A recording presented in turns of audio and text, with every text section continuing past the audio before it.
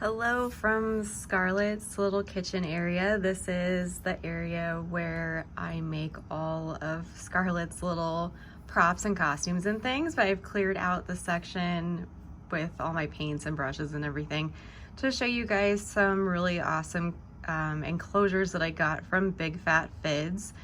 They are really awesome enclosures. I love them. I can't say enough good things about them. And especially now that Scarlet's getting older, it's been really helpful to have these containers. I feel like they've just really done her really well her whole life. So, and she's still with us. So thank goodness for that. She's my little buddy. So I wanted to show you guys some of the great things about these containers and what you can do with them. First off, these are not appropriate for spiderlings or baby spiders. It's just too big for them. This is more for when your spider's more well established and more of a juvenile, I would think. I would say it should be maybe eating, I mean, crickets aren't the best thing to feed them, but if you were going to do crickets, I would say, you know, it should be well established. It's just too large for a sling. If you put them in here, they're gonna get lost. It's gonna be really hard for them to find their lunch, and it's just gonna be difficult for them. So a smaller container when your spiders are really young is better. It's easier for you to control the moisture in the container, first of all, and then second, it's a lot easier for you to tell when they've eaten. So definitely recommend smaller containers than this when they're babies, but once they reach a certain age, these are great. So when I first got Scarlet and Franklin, I had them in a different setup.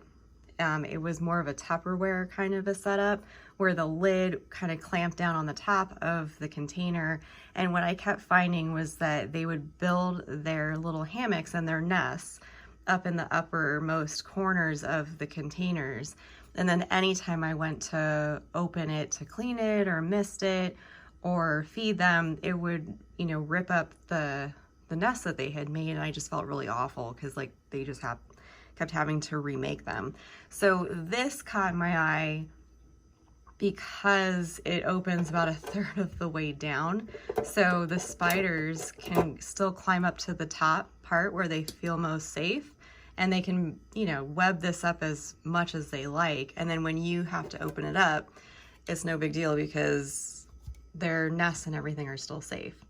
So the other thing I like about this is when you go to feed them, because they spend most of their time in the upper part of this enclosure, they're already here when you go to feed them. So you can just open this, you know, separate the lid, they're gonna be in here anyway, and then you can drop whatever food you want in here. I just put saran wrap over the top of it with a rubber band and then tilt it on its side like that, stick it on a little white paper towel, and they've got a little lunchroom, you know, ready to go. It makes it really easy for them to find their food and really easy for you to tell when they've eaten.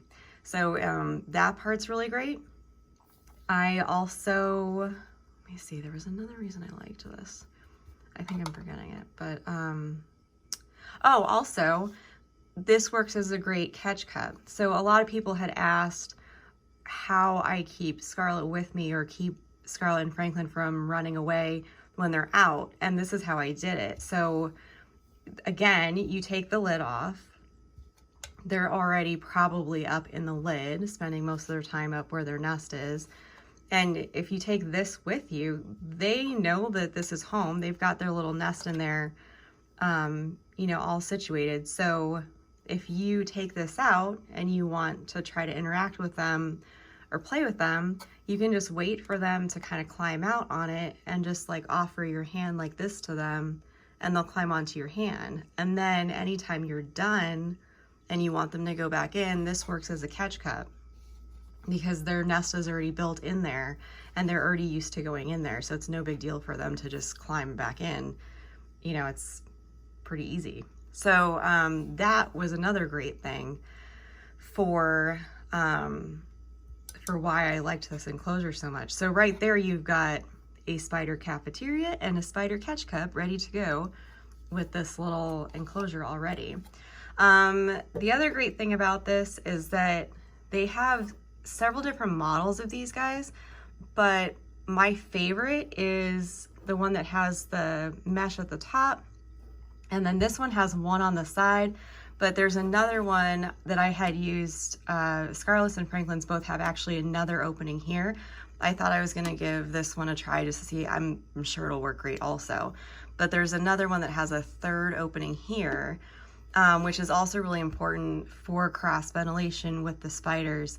They do really, really well with, you know, airflow going through. That also makes it easier to steer clear of mold, and it just kind of helps keep the air in the enclosure cleaner. So yeah, those are some reasons why I really like these enclosures. And then now that Scarlet's kind of older and she's having trouble sticking to the sides, I've basically kind of condensed this. Again, I just took the lid off here, and so now she's spending most of her time in her little like cafeteria, and we're trying different foods and things to see if I can get her to, you know, what she'll still want to eat. So far it's a lot of watermelon, but she needs better diet than that, so we're gonna try again feeding her like in a couple days, see if she's hungry again. So some things that are fun to decorate the enclosures with are I think colorful things. It's more interesting for the keeper for sure, but then also these spiders can see very, very well. They can see almost as well as us, or if not better, and they can definitely see a broader color spectrum than we can. So using colorful decorations is really fun idea. I'm not really sure how they see the colors, what they look like to them, but I think it's more interesting if you use colorful things. So some things to keep in mind when you're choosing things to put in the enclosures are you want to steer clear of anything that can promote mold or mildew growth, and you also want to steer clear of rust. So metal's not the best thing for these guys. And I've seen people use silk flowers, and I've got some silk flowers here. I was gonna try, so I'm gonna do 2 different videos. So this one I'm kind of showing you the materials. The next video is gonna be just on like how I constructed an enclosure, so you guys can see an idea of the examples. So sometimes with silk flowers, the top part of the flower is totally fine. It's just plastic and like kind of fabric. But sometimes if you feel down lower, this one I don't think has it. But a lot of times the stems, yeah, this one doesn't. The stems have a wire in it. And as long as the metal wire is not exposed, I would say like fair game. But if the metal is exposed, just know that potentially it could rust. I've also seen people use pipe cleaners, you know, like colorful pipe cleaners, and those are great because you can, you know, obviously like bend them, spiral them, and it gives them different texture to walk on and climb on.